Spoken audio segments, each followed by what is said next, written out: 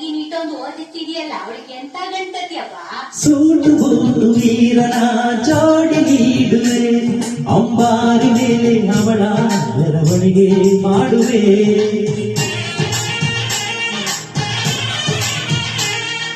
ತೆಂಗು ಬಾಳೆ ಚಪ್ಪರ ಊರ ಬೀದಿಗೆ, ಕಂಸಾಳೆಗಳು ಚಮರ ಊಟವ ಧರಿಸುವೆ. ಅವಳ ಪಾದ ಭೂಮಿಗೆ ಸೋಕದಂತೆ ಕಾಯುವೆ, ನಡೆವ ದಾರಿಗೆಲ್ಲವೂ ಹೂವ ರಾಶಿ ಚೆಲ್ಲುವೆ. ನಗೆ ಚೆಲ್ಲೋ ತನ ಬಂಗಾರಿಗೆ,